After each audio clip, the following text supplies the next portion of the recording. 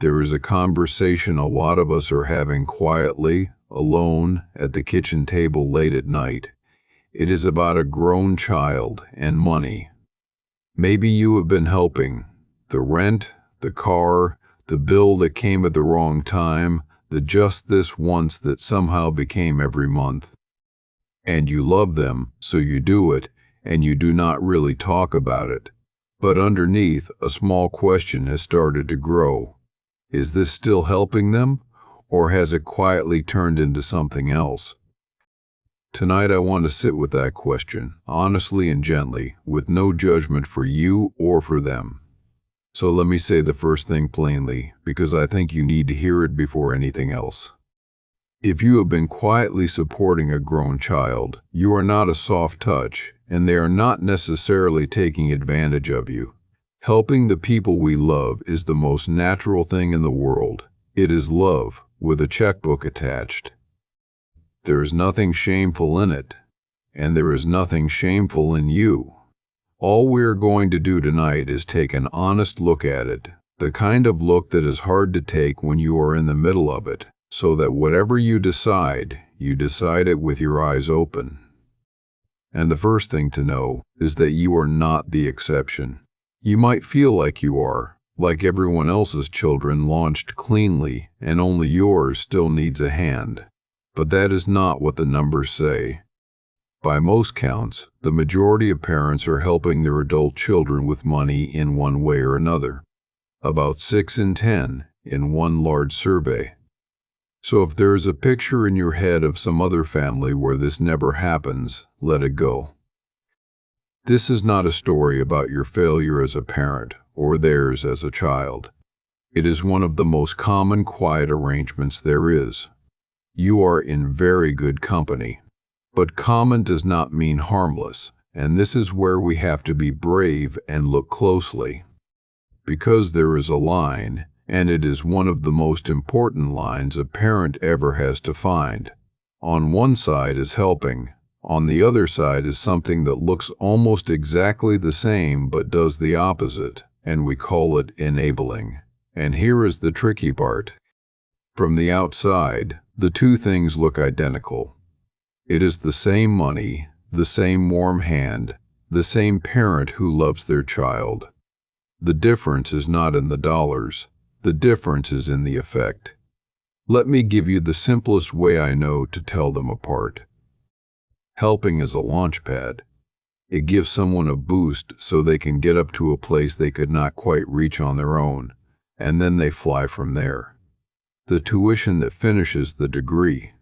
The deposit that gets them into the apartment where the good job is. Help has a shape, and it has an end, and it makes the person more able to stand. Enabling is different.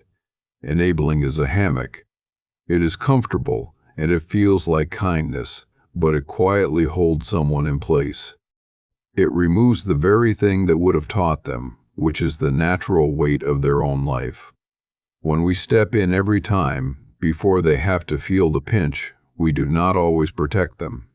Sometimes we just delay the lesson and pay for the delay ourselves. And the reason this is so hard to catch is that it almost never arrives as one big decision.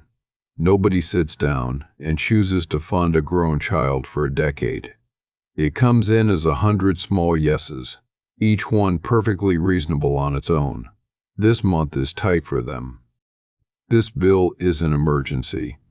This is just until the new job starts. Each single yes is a small act of love, and each one makes complete sense in the moment.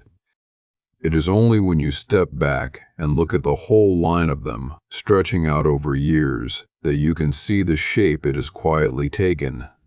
That is why you have to actually stop and look. The pattern hides inside the individual kindnesses, and each kindness talks you out of noticing the pattern. Seeing it is not a failure of love. It is the beginning of a wiser kind of love. Now, why do we do it, even when a quiet voice inside us suspects it has crossed the line? Because it was never really about the money. Underneath the check is a whole world of feeling. There is guilt, the sense that we did not give them enough, or that the world is harder now than it was for us. There is fear, the plain fear of watching your child struggle, which for a parent can be almost unbearable. There is the wish to still be needed, because when they stop needing us, we have to face what that means. And sometimes, honestly, there is peace. It is easier to write the check than to have the hard conversation, and so we buy ourselves one more month of quiet. None of that makes you weak, it makes you a parent. But it helps to see it, because you cannot make a clear choice about a thing you will not look at. And I want to name the cost, gently, because there are two of them, and both are easy to miss when you are just trying to get your child through another month. The first cost is yours. The money you are giving is not extra money that appeared from nowhere. It is very often the money that was meant for your own later years, the security you spent a lifetime building. And you can give that away quietly, a little at a time, until one day you look up and it is thin. The second cost is theirs, and it is the one nobody talks about. Because the confidence to stand on your own 2 feet only comes from actually standing. If we carry someone long enough, we can accidentally rob them of the very thing they need most, which is the chance to find out that they can carry themselves. Let me tell you about someone. I will call her Diane. Diane had a son she loved more than her own life, and he had a run of hard luck, and she helped. And the help felt so good to give that it never quite stopped. A few years in, the hard luck had become a way of life for both of them. He had learned that the floor would always be there, so he stopped reaching for the ledge. And Diane had drained a good part of what was meant to be her own quiet retirement, and she was tired in a way that sleep did not fix. When I asked her about it, she did not say she was angry at him. She said the saddest thing. She said, "I think I loved him into staying small, and that is the danger. Not that you love too little, that you love so much you forget to let them grow." So what do we do with all this? And here is the part I most want you to hear, because it is the opposite of what you might fear I am going to say. The answer is not to cut your child off. It is not to slam a door or to decide love has a spreadsheet. The answer is that sometimes the most loving thing a parent can do is not the check.